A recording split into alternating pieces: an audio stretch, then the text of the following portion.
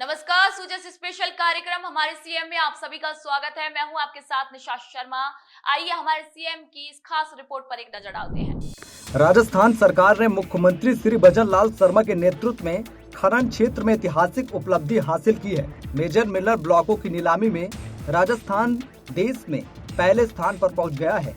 केंद्र सरकार द्वारा 2016 में लागू किए गए नियमों के बाद से देश भर में कुल 500 ब्लॉक नीलामी हुए हैं, जिनमें से अकेले राजस्थान में 103 ब्लॉक की नीलामी हुई। यह देश में कुल का 20% से अधिक है। राज्य सरकार ने केवल 18 माह में ही 64 ब्लॉकों का ऑक्शन कर यह कीर्तिमान बनाया है, जिससे प्रदेश में निवेश और राजस्व की संभावनाएं और अधिक बढ़ गई है।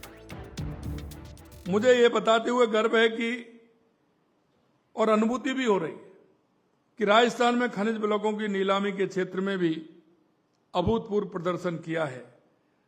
राजस्थान प्रधान खनिज के खनन पट्टों की नीलामी में शतक लगा चुका है। इसके अलावा अप्रधान खनिज के 960 एवं क्वेरी के 137 प्लॉटों का सफलतापूर्वक नीलाम की जा चुकी है। मैं बताना चाहूंगा कि संपूर्ण भारत में जहां भारत खनिज के 500 ब्लॉक ही आवंटित हुए हैं, वहीं अकेले राजस्थान ने देश के 20% से अधिक यानी 100 से अधिक ब्लॉक आवंटित करने का कीर्तिमान भी बनाया है। राज्य सरकार ने अवैध खनन के खिलाफ जीरो टॉलरेंस नीति अपनाते हुए सख्त कदम उठाए हैं। वहीं वैध खनन को बढ़ावा देने के लिए ब्लॉक निर्माण, एक्सप्लोरेशन और पारदर्शी नीलामी प्रक्रियाओं पर जोर दिया गया है। भजन लाल सरकार के गठन के मात्र 3 माह से भीतर 15 मेजर मिलर ब्लॉकों की नीलामी हुई।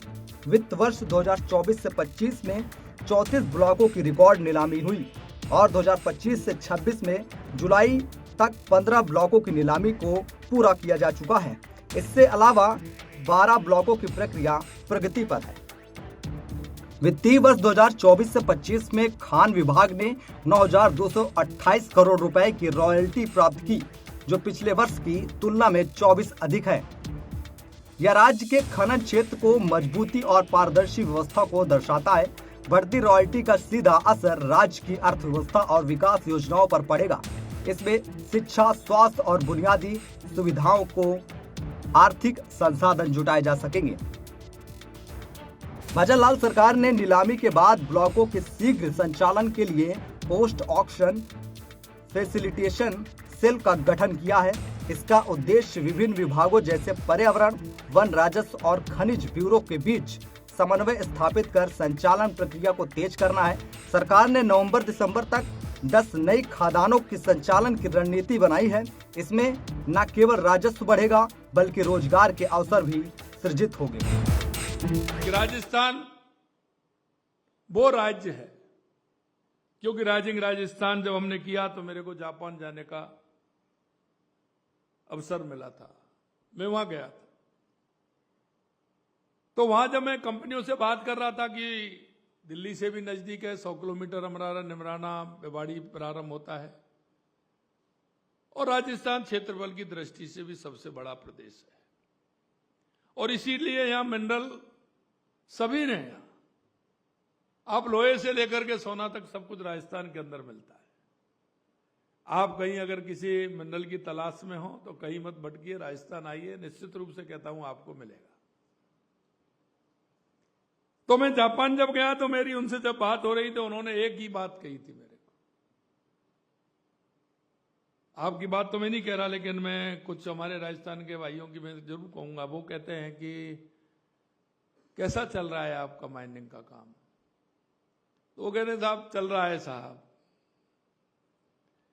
लेकिन वहां जब मैं गया तो उन्होंने, जब मैंने उनसे पूछा कि आपका काम, उन्होंने कहा कि हम देश में सभी जगह काम करते हैं, लेकिन राजस्थान में हमें 4 गुनी बचत होती है, 4 गुनी बचत होती है और हम इसी तरह से राजस्थान में काम कर रहे हैं।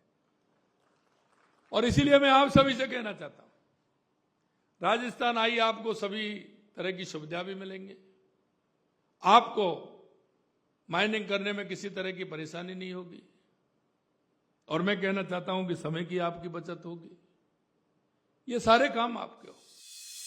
राजस्थान की इस उपलब्धि की प्रशंसा केंद्र सरकार ने भी की है। भारत सरकार के खान मंत्रालय द्वारा जनवरी 2025 में कोलाड में आयोजित राज्य खनन मंत्रियों के सम्मेलन में राजस्थान को प्रथम पुरस्कार प्रदान किया गया।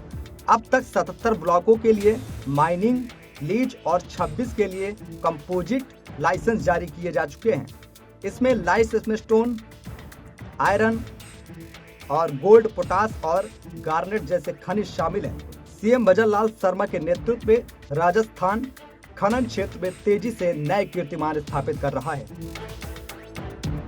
दोस्तों, जैसे स्पेशल कार्यक्रम हमारे सीएम में आज के लिए इतना ही। फिर आप सभी से मुलाकात होगी नई खबर, नई जानकारियों के साथ। तब तक के लिए नमस्कार।